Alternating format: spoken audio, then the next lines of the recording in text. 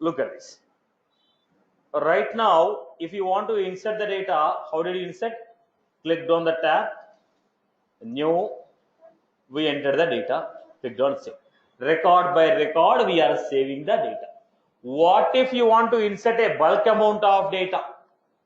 If you want to insert a larger set of data, 1000 records I want to insert at a time, 1 lakh records I want to insert at a time, 1 lakh records I want to delete at a time.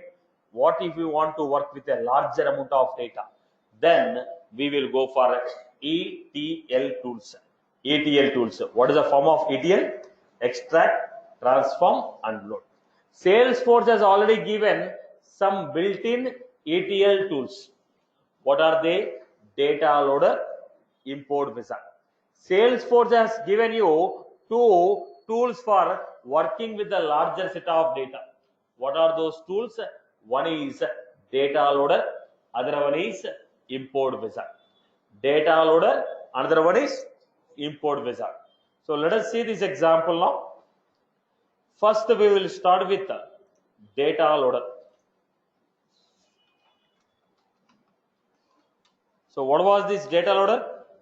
Data loader is a ETL tool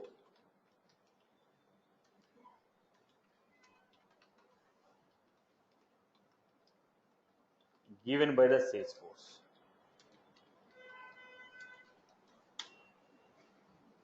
This tool is used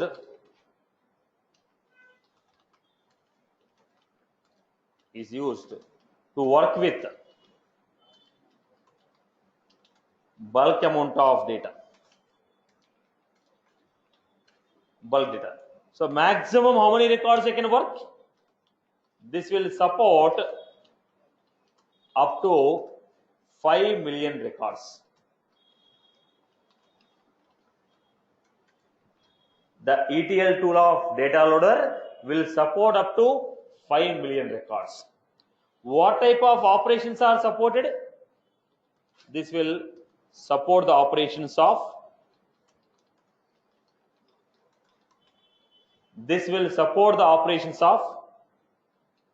insert, update, upset, delete, export. What are the operations it is going to support?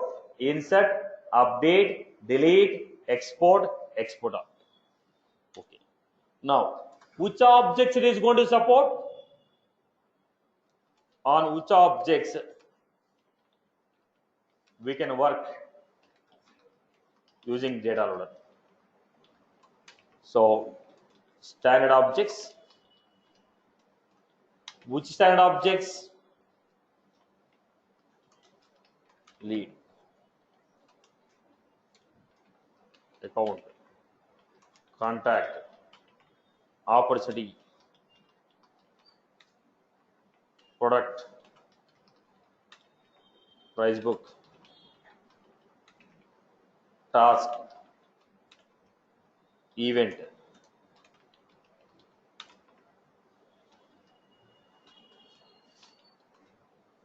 Then all the custom objects. So lead, account, contact, opportunity, product, price book, task, event, user. These are the objects on which I can use this data loader. And also on all the custom objects what you have inserted. Every custom object you have created, on every custom object we can work. So all the standard objects, all the custom objects. Okay. Let us go to the next step. Now, while inserting the data, you are inserting the data, very good. While inserting the data, will the validation rules will run? We have created some validation rules, right? Okay. Now, will the validation rules will run? Okay. All the validation rules will run, and all the required fields will be running. All the validation rules will run. All the validation rules will run, as well as it is going to support all the required fields. All the required fields will be supported. All the validation rules will be supported. Okay. Now let us go to the Next point here. Is it a atomic or non-atomic? What do you mean by atomic or non-atomic? Now I am inserting 10 records. If any one of the record fails, what will happen? If any one of the record fails, what will happen? All the records will fail, which is called atomic. Atomic means any one record fail, all the set of records will fail. Non-atomic. Non-atomic means any one of the record fail, only that record will fail, rest of the operation will continue. So what is this? Atomic or non-atomic? When you say atomic, what do you mean by that? Any one of the record fail, all the records will fail. Non-atomic, any one of the record fail, only that particular record will fail, rest all the operation will be successful. I hope you are good with this. Okay. Now let us go to the next part. Now let us go to the next one. Data loader will be running as non-atomic.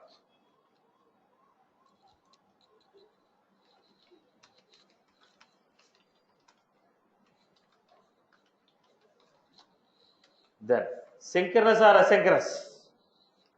Data loader is asynchronous. Data loader is asynchronous. Now what do you mean by that? If you are working with 1000 records, if you have 1000 records, all the records will not be working at a time. They divide them into a number of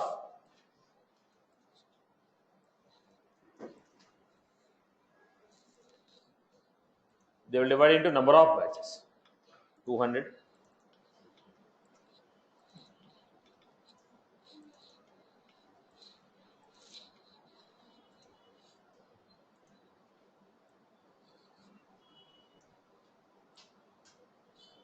They are going to divide them into number of 1000 records are divided into number of batches.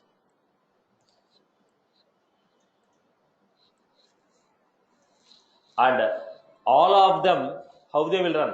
1 to 200, 200 to 400, 400 to 600, 600 to 800, 800 to 1000. Is it run like this sequentially?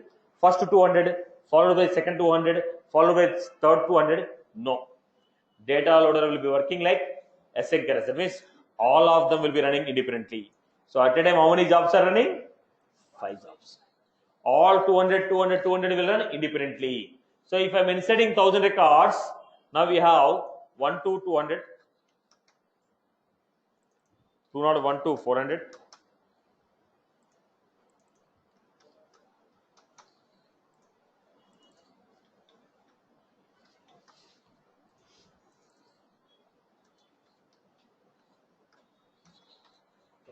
now how the data is inserted? Is it inserted like this? 1, 2, 3, 4, 5, 6? No. All of them are running parallelly. So first record is inserted, 201 is inserted, second record 301, 401, 401, 202, because all of them are running parallelly. Now which will be inserted first? Which order they are inserted, we cannot guarantee, because all are 5 independent jobs, all of them are running at a time. All the 5 jobs are running at a time. So which record will be inserted first, which record will be inserted next, we cannot guarantee, because they are not synchronous. The moment you say synchronous, what will happen? First 200, followed by next 200, followed by next 200. It is a synchronous. But data loader will be working like asynchronous. When I say data loader is working like asynchronous, we cannot guarantee in which order the data will be inserted. So data loader is what? Non-atomic operation. Data loader is asynchronous. While working on the data, we will check all the required fields are entered or not.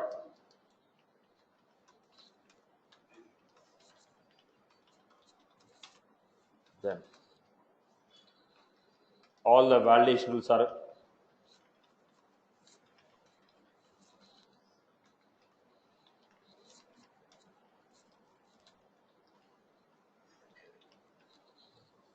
this is how we are clear. Okay, fine. So basically data loader will support how many records? 5 million records. Now how do you install this data loader? We are supposed to install data loader. How do you install the data loader?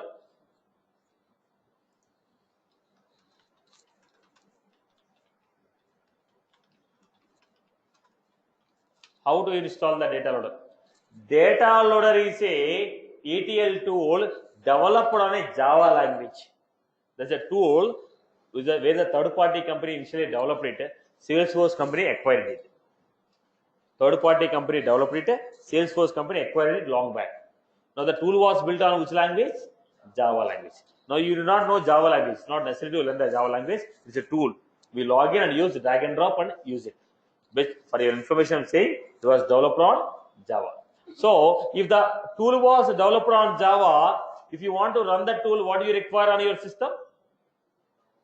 Any application developed on the Java, if you want to run it, Java should be there on your system, right? So you require what? Java. Okay. Now Java need to be installed on your system. Now when you say Java need to be installed on your system, there are two things: JDK, JRE. So what is that JDK? Are you interested to develop a new product? Are you developing a new product or new program?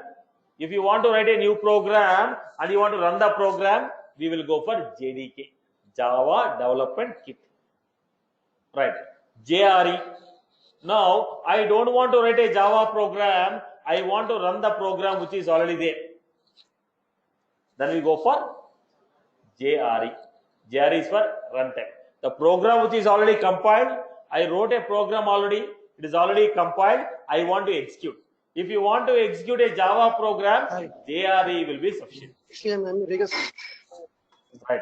If you want to write a Java program, if you are interested to write a Java program, right, then I'll go for JDK. Now, data loader, are you writing a program? Already it is developed. Right. Is Dinakar Verma, mute your mic. Right. So already the tool was developed. Now we are just executing the tool to meet our requirement. So what we require? JDK or JRE? JRE will be sufficient. Okay. So the people who are learning Java, they will install JDK, write their programs, execute their programs. But the people who are using the products which are developed on the Java, they require only JRE. Now in the mobile phone, you are using a Play Store. Now what the applications will be there in the Play Store? Applications which are built on Android will be there on the Play Store. Now which applications will be there on the Apple Store, iTunes? Now if you go for App Store, in Apple, iTunes, what will be there? iOS. Applications which are built on iOS. Similarly, here it is built on Java. So any application built on Java, if you want to run from your system, you require JRE to be installed. Right, boss? Okay. Now, Stefan, check JREs.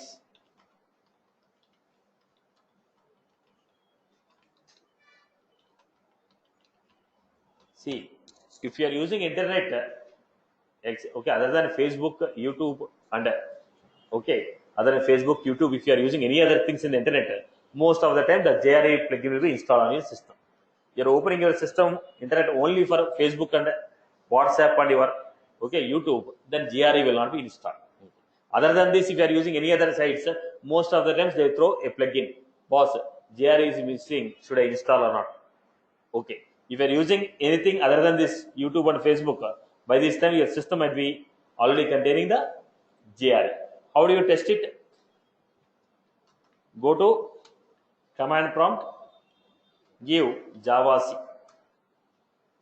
If you give javac, if you are finding something that you cannot understand, so then Java is there in your system.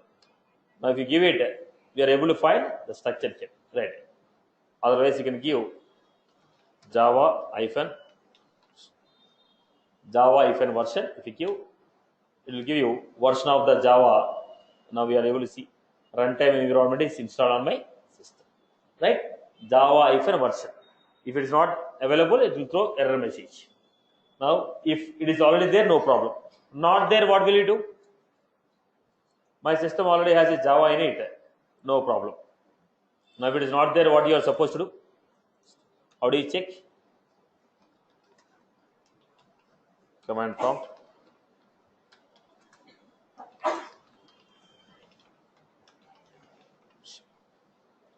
It will give you. If it is not there, if Java or JRE available on your system, then we are supposed to go to oracle.com, go to the Oracle site, explore training. Even the Oracle people are giving training classes. Now go to this. Then what we are getting here, boss? So look at this. Downloads will be there. Where is that? Developers.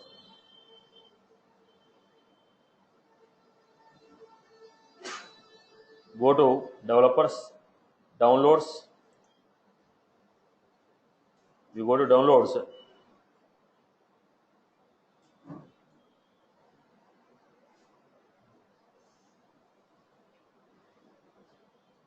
You'll be finding JRE.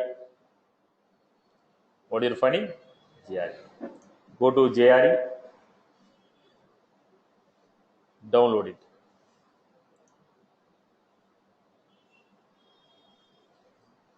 There is a terms and condition check box. Right.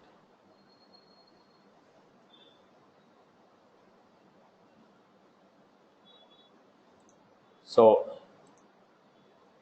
agree and start downloading. So what we are getting here? exe file. Just it takes a couple of minutes. What was that? exe file. You'll be getting exe file. Go to oracle.com. Go to oracle.com. So probably you can also straight away go to this. What was that? Java.com.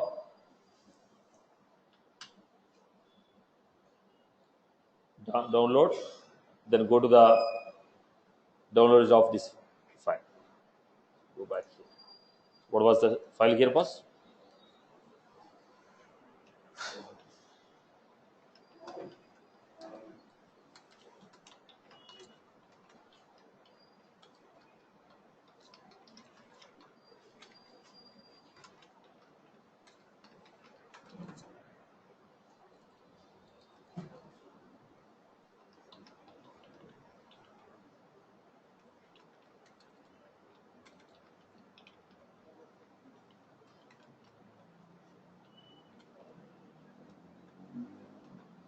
Download. When you download, exe file will be coming.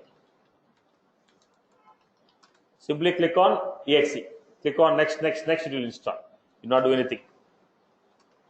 Click on exe file. Next.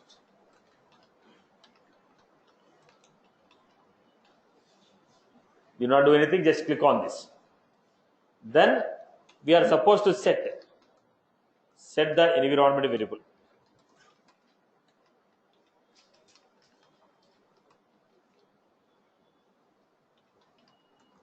Set the environmental variable.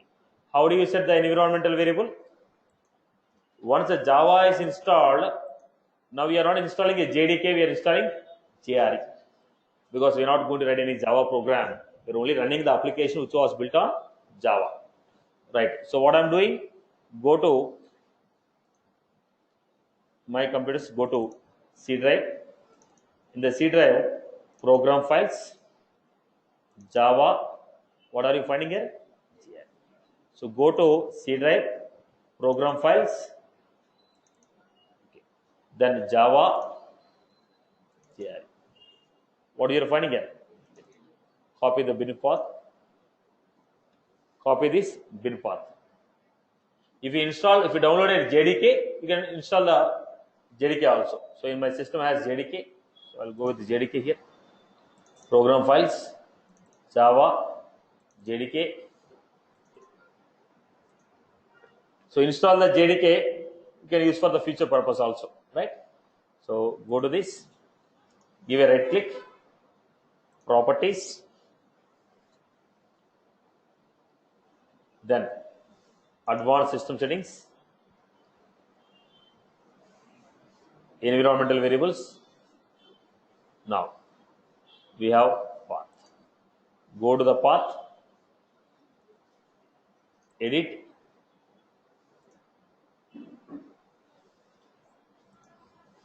edit,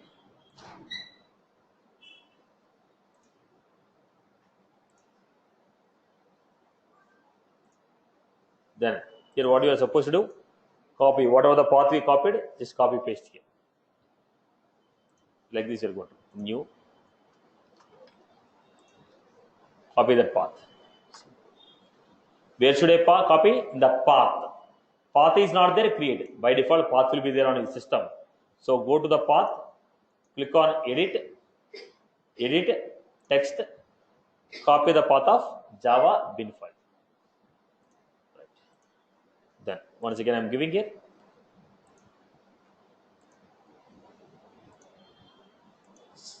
How do you do it?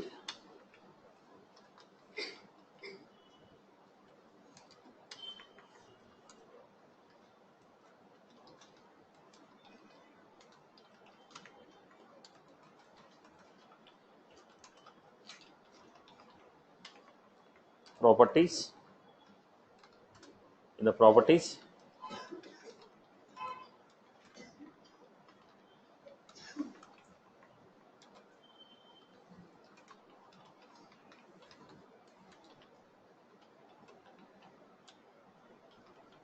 environmental variables. First here we are supposed to get the path of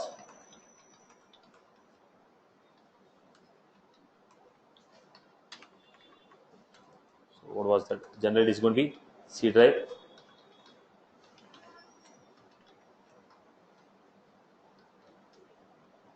Generally, this is the path. GRE, your version.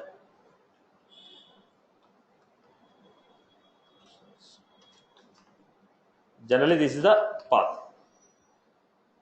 Environmental variables. Select user variables. User variables. In the user variables, select path.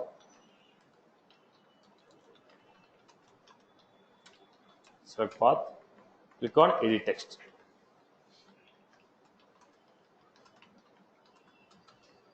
Then you are supposed to do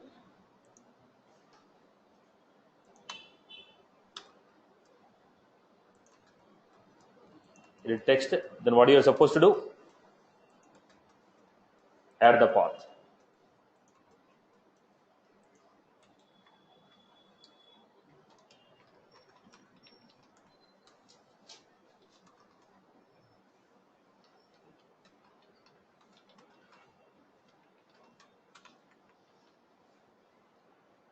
Right, boss?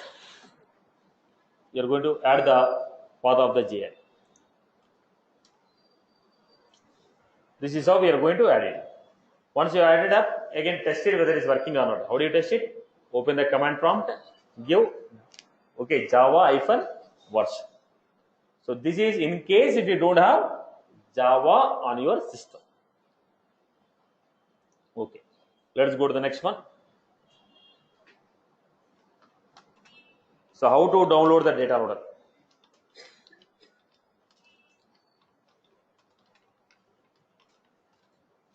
How to download the data loader? So how will you download the data loader? Setup.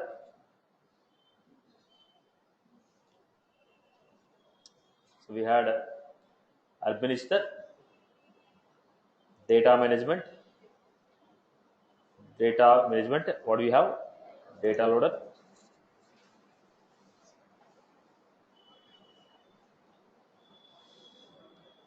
Data loader for, when you click on this,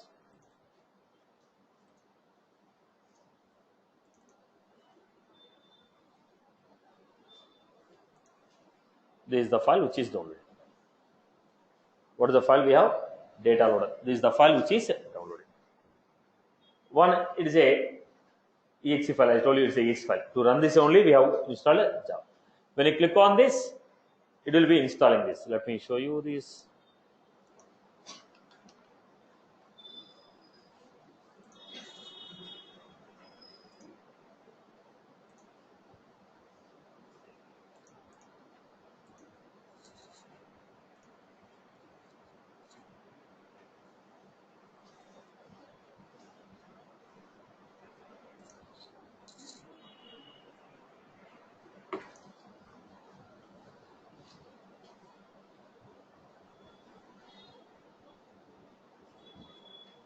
Right.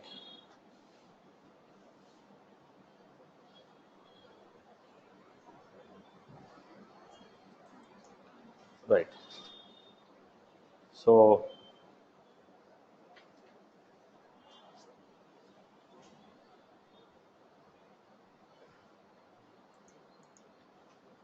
just click on this.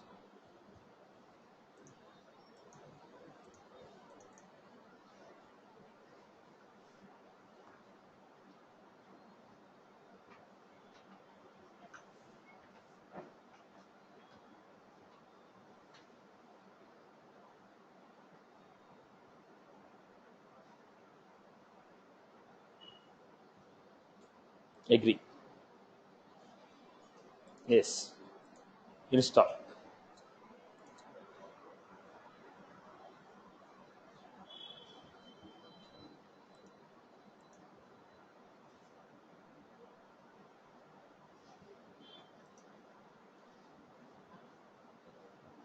Now, once it's installed, the file is installed. We just seen how to install the data loader. But once it is installed, we are supposed to. Once it is installed, we are supposed to log in.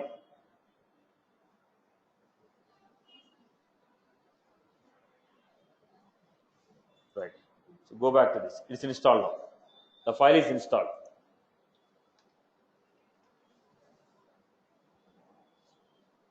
The file is installed. File is installed. Now let us take this one.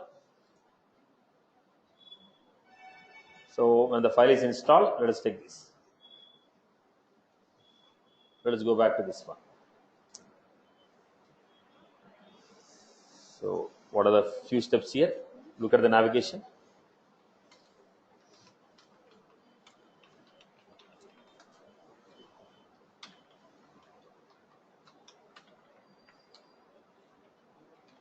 Setup, administer,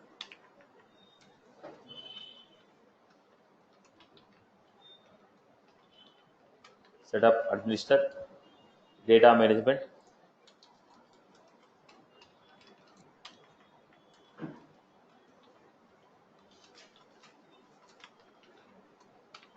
data loader,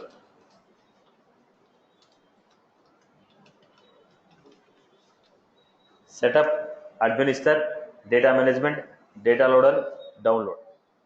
Setup, administer, data management, data loader, download. Download for Windows. So once you download it for Windows, it is a exe file. It is a exe file. So what I was supposed to do? Click on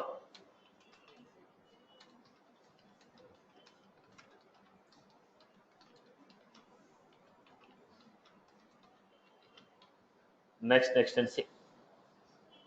Click on exe file. Click on next and save.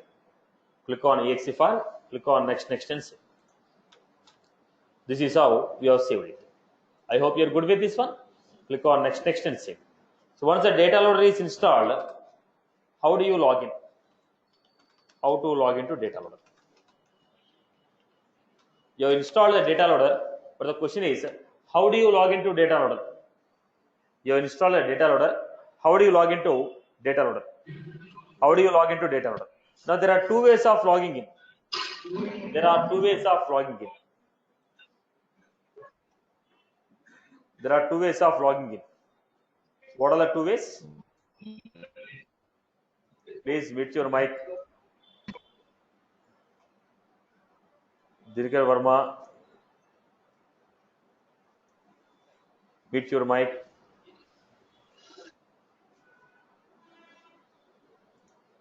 Right. So look at this one. When I'm going to the data loader, when I want to log in, there are two choices: WAD or password authentication. When you say WAD, select the environment, login. They'll ask me username, password.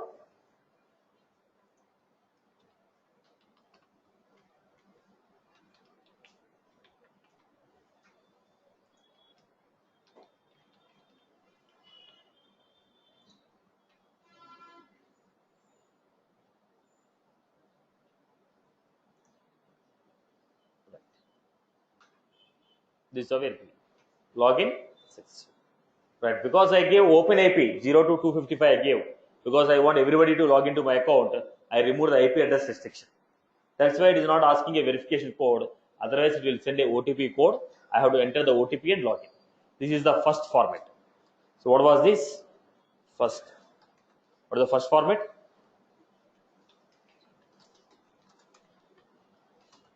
If you want to log in,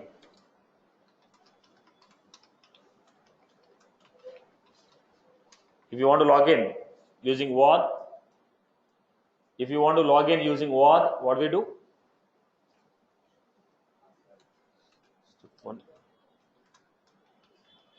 Step 1, choose the environment. Step 1, choose the environment. Step 2, enter the credentials.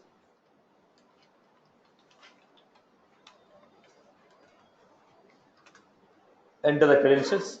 Step 3, enter the OTP.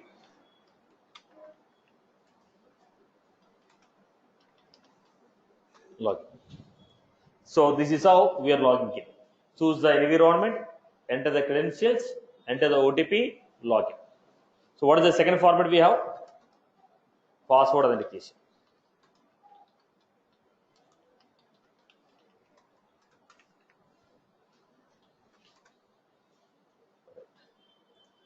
Go back. What is the format here?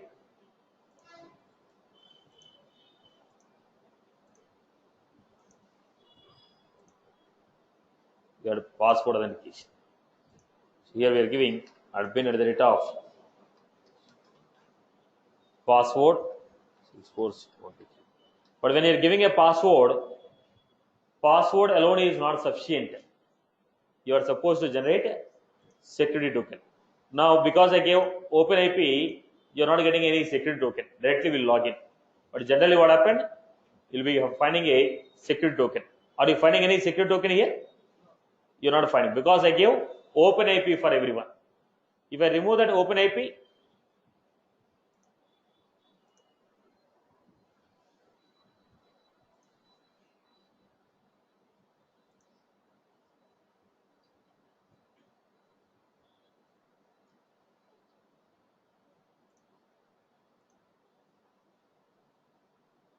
go to setup,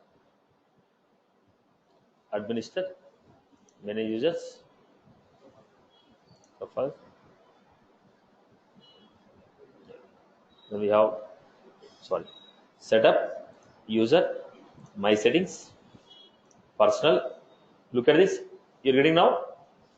Previously, this option is not there, right? Because let's say OpenIP is not there. Now I remove the OpenIP. Now I got it. When you give this reset security token, when I give reset security token, I will be receiving a security token here. I will be giving a security token here. Very soon. Now it should be what? Username, password plus security. I was supposed to give username, password plus security token.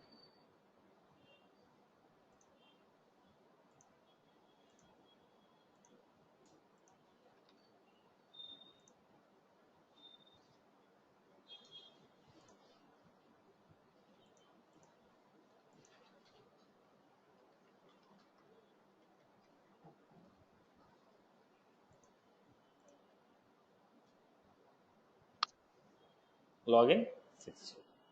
Now I can work on whatever I want. Are you getting my point? So what was the second format we have taken? Password authentication. Username, Salesforce first. Generate security token.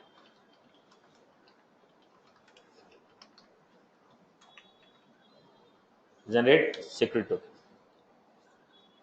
Generate security token. When you generate the security token, what is that? Username.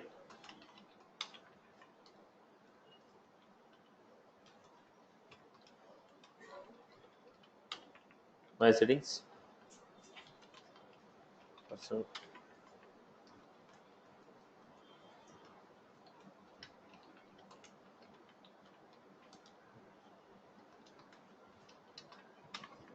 Generate security token.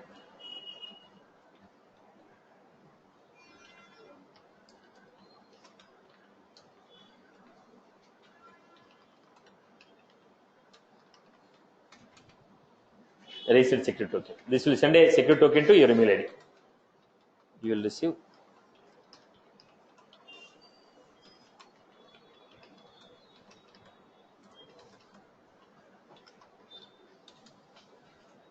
Then,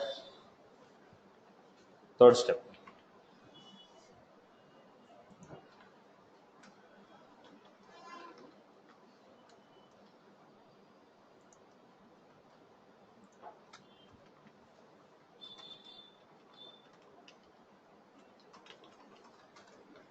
Salesforce.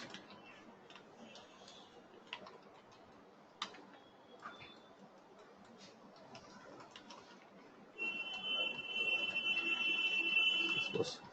Password plus Salesforce password plus security token. Salesforce password plus security token. Right, boss? This is how we are going to log in with the password authentication. So download the data loader, install the data loader, then log in with OAuth with the password authentication. I hope you are good with this. Okay. Now, how will you work with the data loader? Data loader will support only CSV format, comma,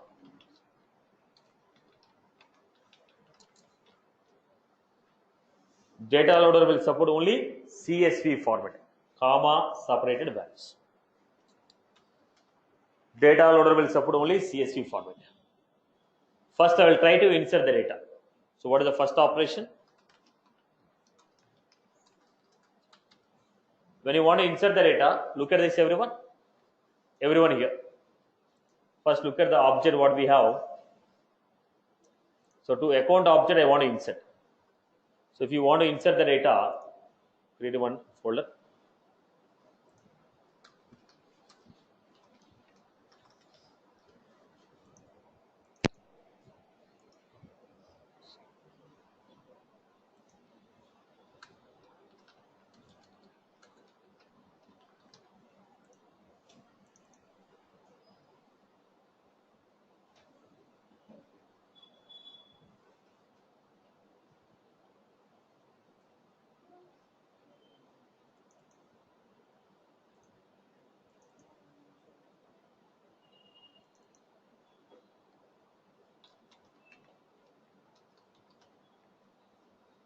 Name, phone.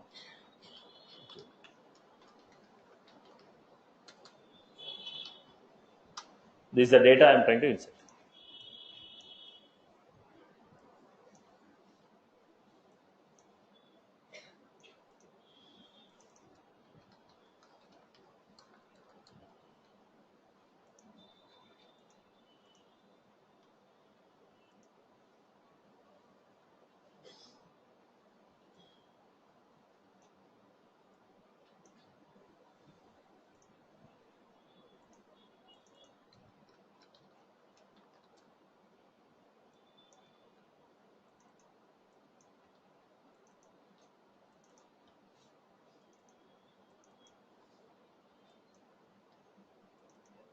So I'm giving some data here. Some data I'm inserting.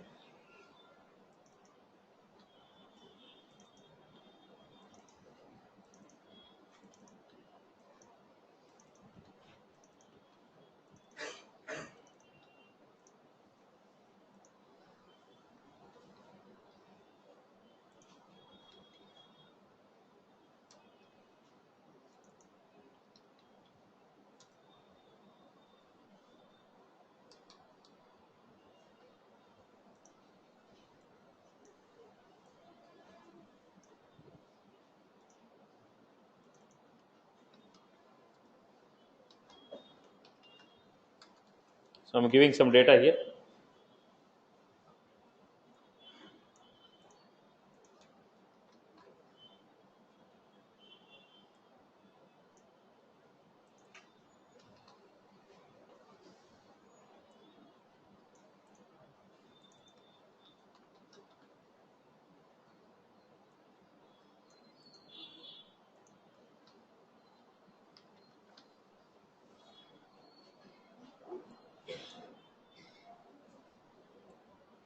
So this is the data what I have. I want to insert this data. So save the file, save as.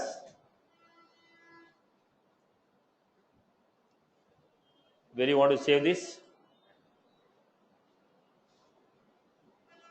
Account. Look at the format. What is the format? CSV, comma, delimited. CSV file. Now we are saving this data in the form of CSV. Go back. CSV file. Now go to the data loader. Insert. Which object is that? Where is the source file? Your data is in the CSV. Choose the file. Where was that? Desktop. I have a data loader folder. In the data loader we have. So the data in the CSV. Now the fields in the CSV, fields in the table may or may not be same. I may give a different names in the CSV. I may give a different names in the object. Now we need to map it. So what I'm doing? Next.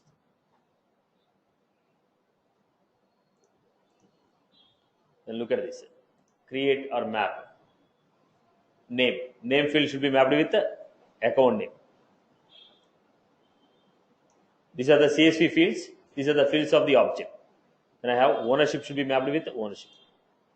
When you give auto map, if anything is mapping, they'll give it. Otherwise, drag and drop and map. These are the fields of CSV file. These are the fields of object. Left hand side CSV, right hand side object. Now, while you are inserting, you may get success and error files. Store the success and error files in this folder.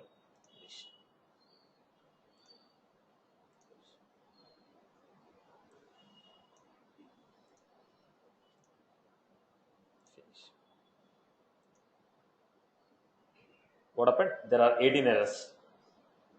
All the files failed. Why? Required field missing. What was that? So somebody created a field on this object. Do not work on this object. It will be waste of your time.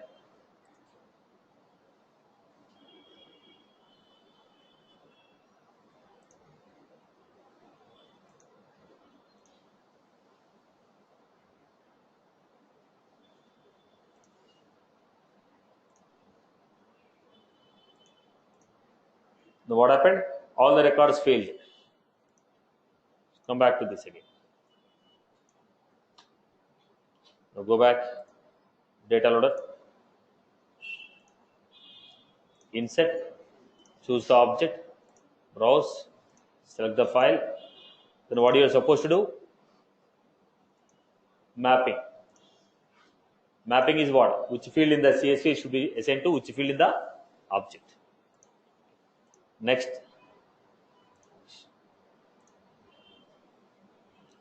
Now there are 18. All the records are successfully. Right, boss? So while inserting the data, what happened? It has verified. Every value of required field should be entered. Every value of required field should be entered. So this is how we got the data. right? Every value of required field should be entered. Every value of required field should be entered. Now I want to update the data. What is the data you want to update? I want to update, let us say, industry value. I want to update the data. So we have inserted a couple of records. I want to update the data. So if you want to update the data, what is mandatory for us?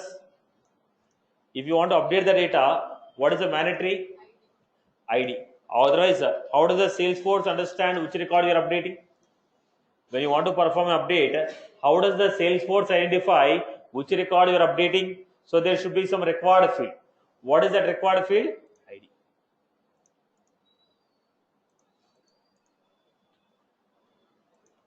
So what happened? ID of the record, phone number, ownership.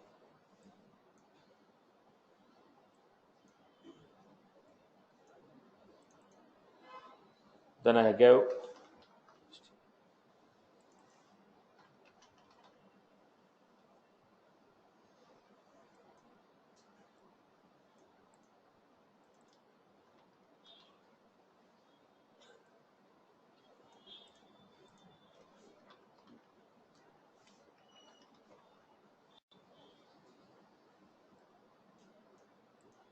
this a week. Now I want to update. So go back to the data loader, update, account object, browse, account update. Next. Create and map the fields. Okay. Next. So what I'm doing, the source file is there. Upload the file. Click on update. Which data you want to update? Update the CSV file. Automatically records are getting updated. Look at this. Records are getting updated with industry equal to banking, energy, education. I hope you are good with this. People are good with this example. Right, boss? So what I'm doing, click on update. You are able to perform the update. Now I want to delete. I want to delete. If you want to delete, how do you delete? Unless you give me the ID of the record, I cannot delete. So click on delete. Click on delete. No. Account object.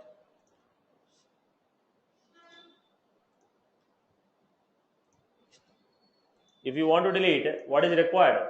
Only ID is required. Because we are not uploading any data, we are deleting it. If you give me ID, automatically record will be updated. Records will be deleted. What happened? 18 records are successfully. Are you clear about this? So we are inserting the data, updating the data, deleting the data. Upset is not done. Insert, update, delete. So if you want to update the data or delete the data, what is required? ID of the record is required. If you want to update the data or delete the data, what is required? ID of the record is required.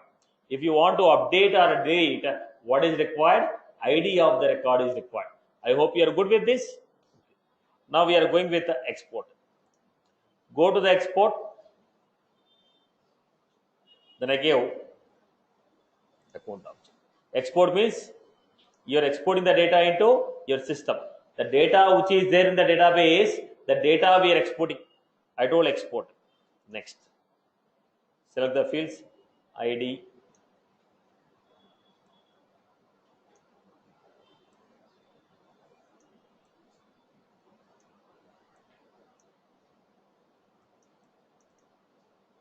type. Some fields I am selecting here.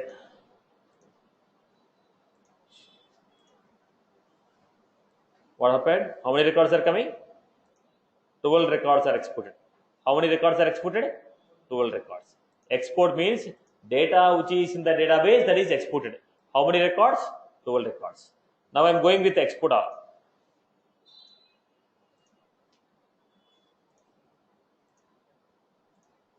Export all. ID.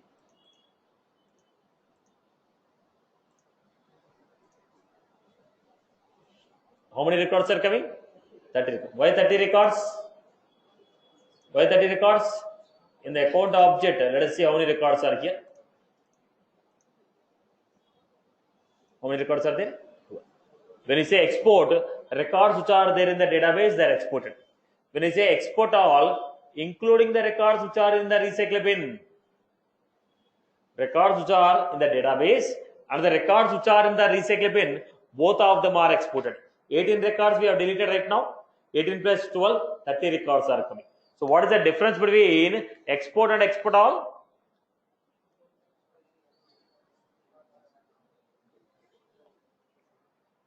Export and export all. When you say export, data from the database is exported.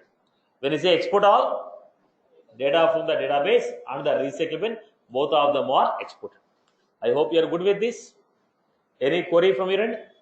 Clear for everyone? Right. Get download and get it right. Download and get it. Whenever you want, first download it and do it. Whenever you want, you download it and do it. Downloading is what? Export only, no? Right. I hope you are good with this. Right. So what are the operations that we have seen till now? Now look at this. Insert, update, delete, export, export. I hope you are good with this operation. Okay. Now, what is this upset?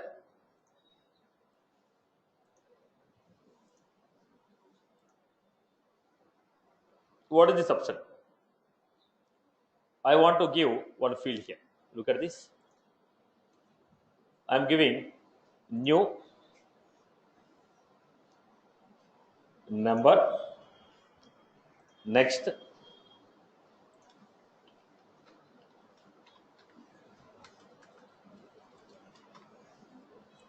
customer number. What was this? External ID.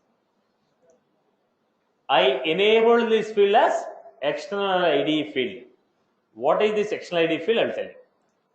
So, on which field we have this option of external ID?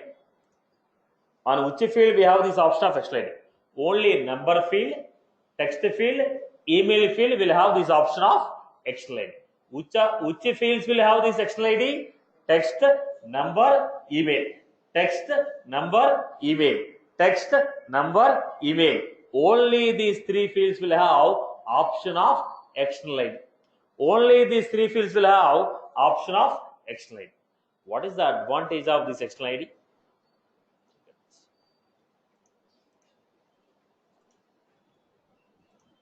Now, this is some SAP system. This is Salesforce. The Salesforce, I have a table.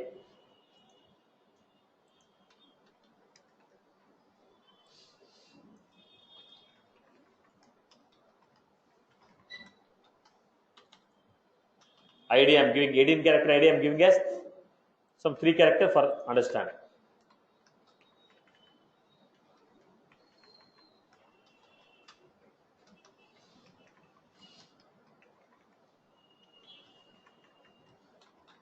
So, if you know ID of the record, it is very easy for you to understand, because ID is always unique.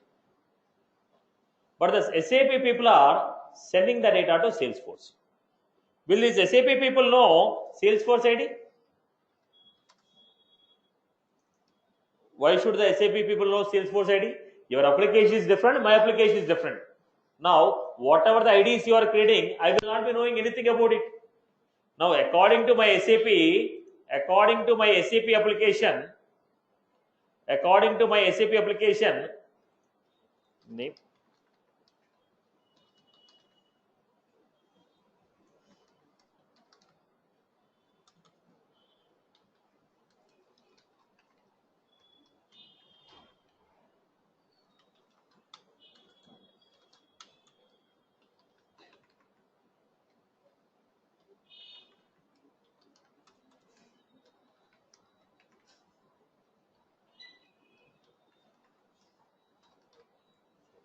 Now, these SAP people are identifying the record as unique based on the phone number. You recognize your data as unique based on ID. I will recognize my data as unique based on phone number. When you are sending the data from SAP to Salesforce, on everyday night, data will be coming from SAP to Salesforce. When data is coming from SAP to Salesforce, Salesforce people want to check whether this data is already there in the Salesforce. If data is already there, don't create update. If the data is already there in the database, don't create update. If the data is not there in the Salesforce, create. Now, on what basis you are saying the data is there or not? Now, SAP people are sending those 3 records to Salesforce. And the Salesforce is saying, if the data is not there in the Salesforce, create it. If it is already there in the Salesforce, update it. On what basis you are saying record is already there? You have to compare based on particular field. Boss, if phone number is there, record is existing. ID is there, record is existing. City is there, record is existing. Based on some field, you have to compare whether the duplicate data is there or not. Based on which field you are making a comparison, that field is called external ID field. That field is called external ID field. Now I am considering phone number as external ID. In the Salesforce, at the time of creating a phone number, I told external ID. Now these people are updating the data. Let us say.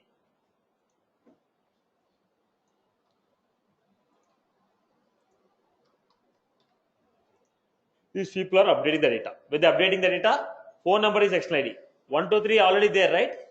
If it is already there, what happened? Don't create, update it. Then 2, 3, 3 not existing, so create.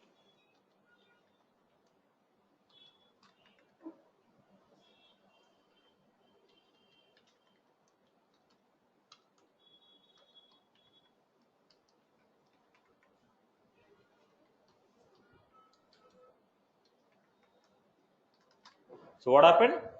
If the data is already existing, it is updating. If data is not existing, it is creating. Now, when the data is coming from external system, they will not be knowing any information about the ID. So basically, you are supposed to compare based on any one of the other field. The field based on which you want to compare, that field is defined as external ID. That field can be what? Number field, text field, email field. That external ID field can be a number field, text field, or email field. I hope you are good. I hope you are good with this. Okay. Now suppose if it is two-way communication,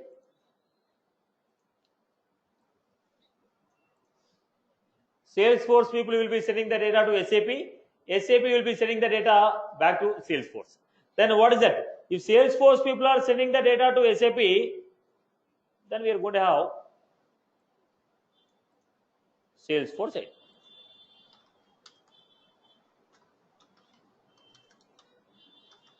Now if ID is already there, right. Now what happened? Now if SAP is sending, I will say perform the upset operation based on ID. If ID is already there, update it. ID is not there, create it. When ID will be known, if both the parties are exchanging each other. Like Salesforce is sending data to SAP, SAP modifying and updating the data to Salesforce, then they know each other's ID. But if it is only one-way communication, only SAP is sending the data to Salesforce, then SAP will not be knowing Salesforce ID, then I have to go based on external ID. Right. So what is the meaning of upset? Upset means if the data is already existing, update it, not existing, create it. If data is already existing, update it, not existing, create it. I hope you are good. Now to do this operation, we require what? To do this operation, what we require? We require external ID. We require external ID. Okay. So prior to that, let me go back to this. First, I will remove your IP address restrictions.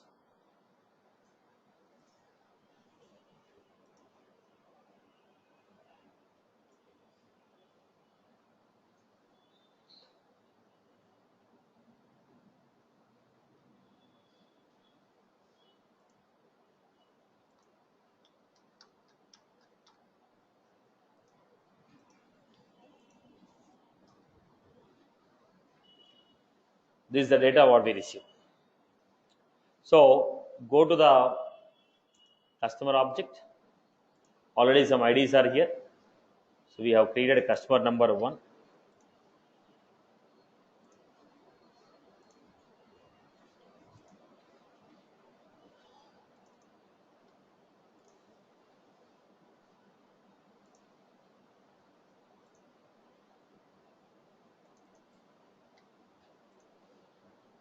This is how we create. Right. So there are 3 IDs. What is the data we have? Last name, first name. So last name, first name, type is what? Corporate, personal, C number, salary. Okay. So create the CSV.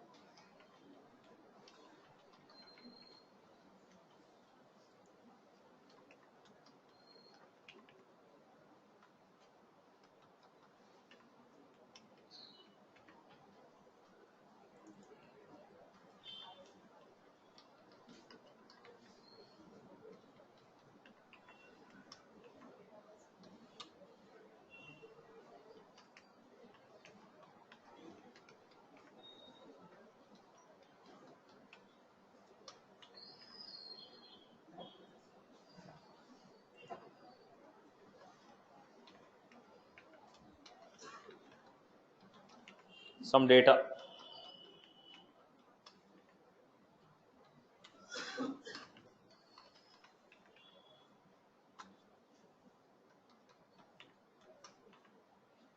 Right.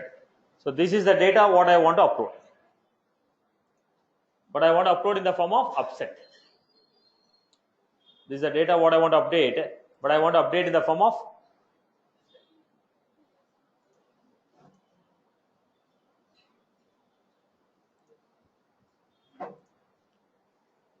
I want to update this data. So go back, log out and log in again because I made some changes on the field. Upset.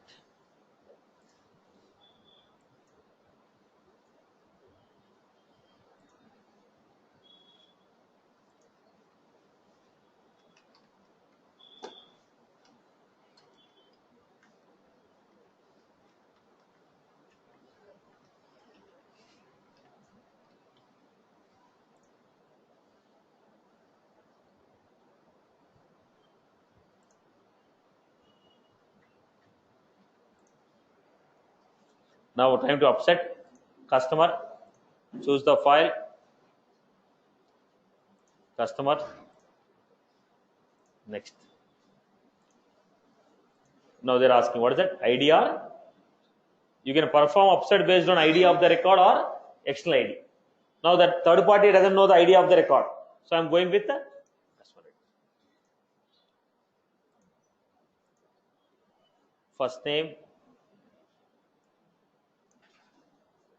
Okay. Next. Finish. Try to understand couple of errors, couple of success, couple of updates. Now look at this. 1, 2, 3 is updated. Why 1, 2, 3 is updated? Already we have 3 records with the external ID called 1, 2, 3. Those records are updated. 4, 5, 4, 5, 6 not existing, they are created. But 7 failed because I gave two IDs, two record with the ID called 7. Now while you're upsetting, you cannot have a duplicate ID. If your already ID is there in the database, it will update. Not that it will create. But in the Excel sheet, if you have two external IDs, two records with the same external ID, it will fail. So what is this operation called? Upset. So people have followed this. People have followed insert, update, upset, delete, export, export all. Right? So how many records will be uploaded at a time? If I upload 1 lakh records, all the 1 lakh records will run at a time?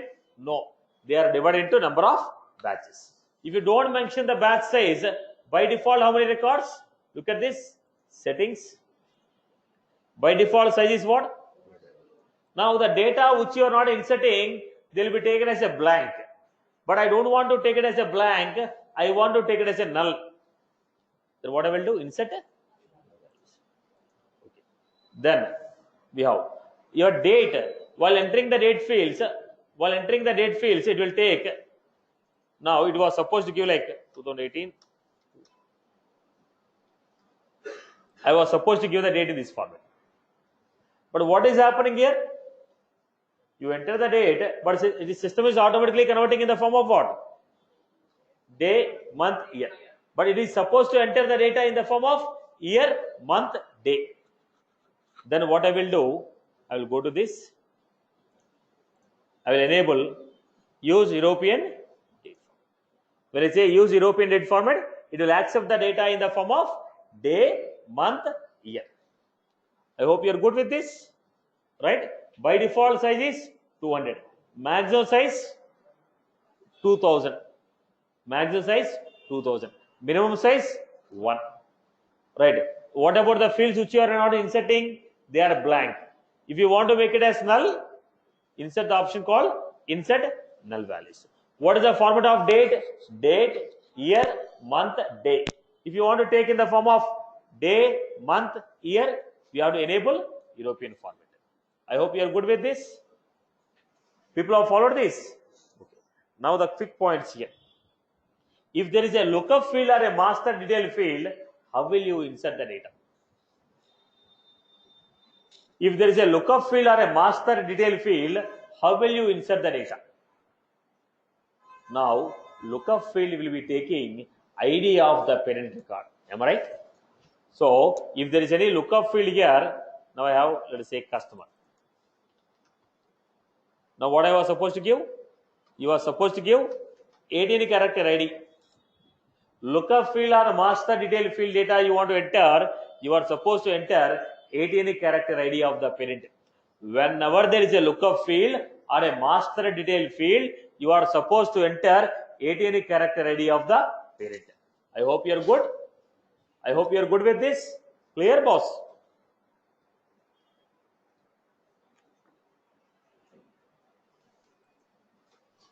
Now tell me, what is the purpose of data loader? It is used to insert bulk amount of data into the, it is used to insert or update or delete or export bulk amount of data. If you want to work with the larger amount of data, you are supposed to go with the, if you want to work with the larger amount of data, then we are supposed to go with, the data loader. How many records we can work? Data loader is used to work with the, how many records? Okay, 5 million records. What are the operations what we can perform? Insert, update, upset, delete, export all. What is the difference between export and export all? Export will export the data from database. Export all will export the data even from recyclability. Export all will export the data even from recyclability. Okay. Next, let us go to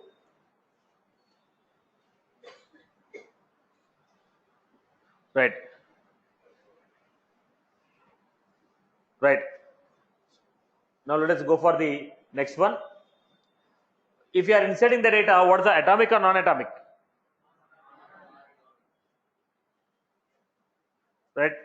Right? Are we getting my point?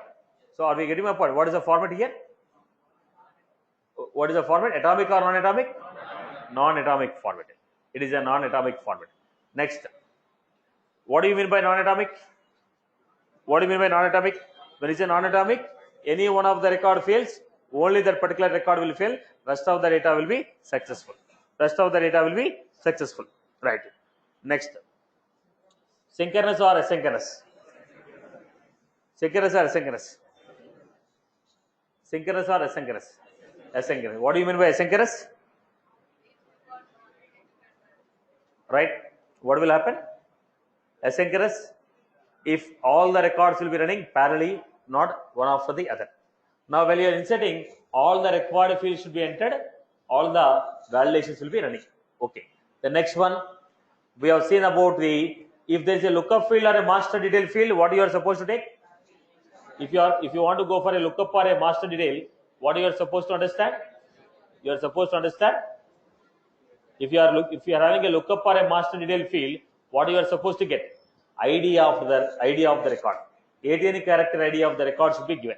What is that? 18 character ID of the record should be given.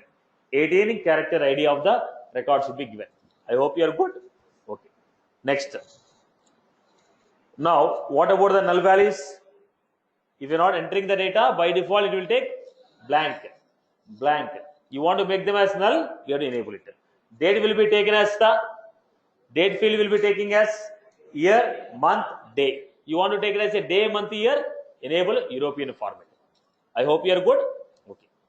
Then there is one more format which is called import wizard. I told you there are two formats of importing or exporting the data. One is the data loader, other one is import wizard. Administer, then we have data management, administer, data management. So what we have here? Import wizard. Data management, we have import wizard. Go to import wizard.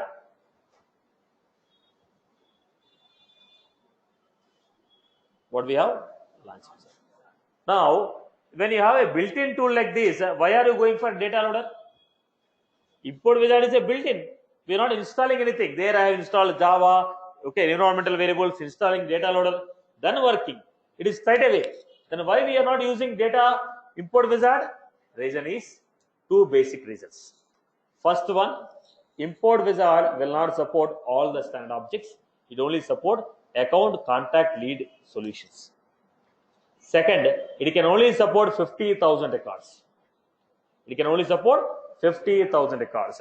It can support only 50,000 records. All the custom objects are supported. I am speaking about standard objects. And how many standard objects?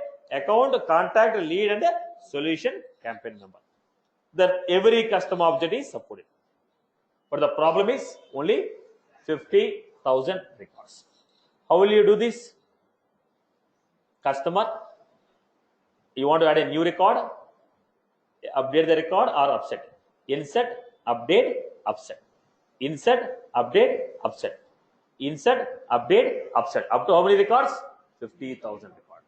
Add a new record. When you are adding a new record, it is asking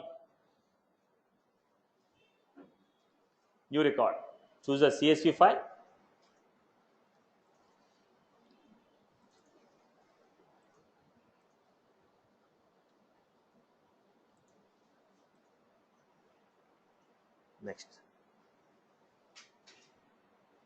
Next. Done. It is also same like your data loader only. What did I do? Data import wizard, launch wizard, choose the object, choose the CSV,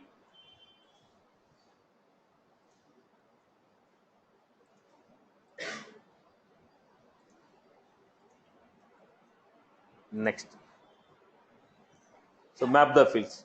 Whichever the fields are not mapping, you can map here.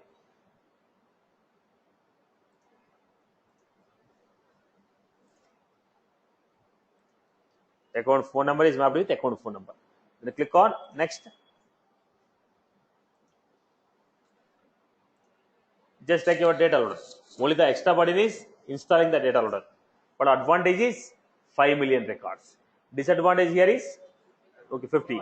And immediately are you getting the CSV file? Here we are not getting the CSV file immediately. Success and error file. There, the moment you perform, this is the success, this is the error.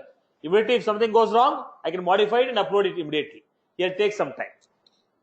Right. So data import wizard will support how many records? 50,000 records. It only supports account, contacts, and leads, solution, campaign member, every custom object. But it can only support 50,000 record. Import wizard will support only 50. Data loader will support 5 million records. I hope you are good. Okay. So have you received the hard copy of data loader? No. You just call the boy. Now look at this. Let's go to the next point. Here we also have, there in the data loader, we have export and export all. We had a export and export all. But here we'll be using data management, data export. When you click on data export now, select the data. Whichever the data you want, select that object and click on export. When you are giving this, is it giving a choice which field you want? Boss, I want only name and phone number. Why are you giving me complete data? I don't want all the records. I want the records which are created today. But it is giving complete data. So export wizard straight away give the complete data in the CSV. But I don't want the complete data. I want the data which is created today. I want only name and phone number. I want only name and phone number and email. That flexibility I don't have in the export wizard. When you want to take a complete backup, when you want to take a complete data backup, then this will be suitable. When you want to export a particular data, this is not a suitable option. I hope you are clear. Data export, we can export the data, but you don't have the flexibility of exporting the data of your choice. You have a flexibility of exporting complete data as a backup. So when do you go for this? When I want to take a complete backup, I will go for this. When I want to export a particular data, particular fields, I'll go with the data loader. Are you clear about this? Right, Amma? So basically this is dealing with what? Inserting the data or exporting the data from third-party systems. Okay. Now apart from this, are there any third-party tools which are popular? Yes. Salesforce company has recently acquired MuleSoft. What is the product here? MuleSoft. It is also a tool. So using this tool, we can export the data, export or import the data from any application.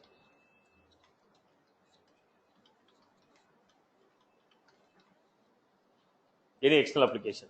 Now it is like from SAP I want to upload the data, from Civil I want to upload the data, from NetSuite I want to upload the data, third-party applications to Salesforce directly import and export. But this is a commercial tool, you have to pay the money for it. Right. Now, being an architect, being a product architect, I never suggest going for a third-party tools. Now, because if you want to use the product frequently, then why don't we build our own web service? Build our own product which can support this. Now, instead of going for a commercial basis, I always prefer to build my own product.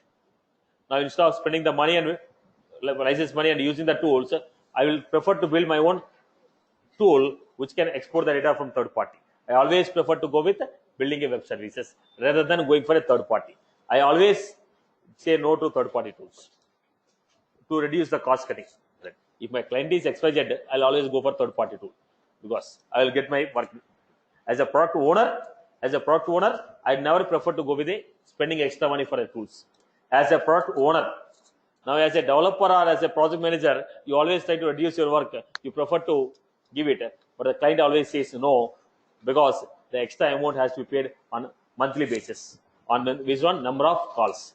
If number of calls are more, if I'm using this functionality frequently, then why should we spend the money for third party? With the same money, I can build my own product, which can help me to use the product for longer time. So always I prefer to go for building my own web service calls rather than you going for third-party tools. Right, boss? So what all other products we have? MuleSoft, Jetrabit, Delboomi, Informatica on Demand. These are the some of the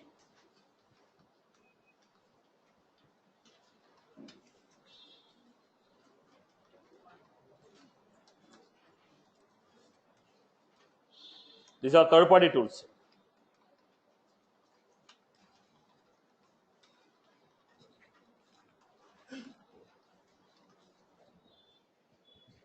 Right. So probably the Salesforce will start promoting more on MuleSoft. These are not Salesforce products. Now the Salesforce has acquired this company, so Salesforce keep insisting you to purchase MuleSoft. It is a commercial, not at free of cost. So people can achieve the same with a program or data loader. So I can whatever the MuleSoft is doing, the same I can achieve with my command line operations. Right, boss? So this is a basic idea about other tools which are popular in terms of data migration. So these are used for what? Data migrations.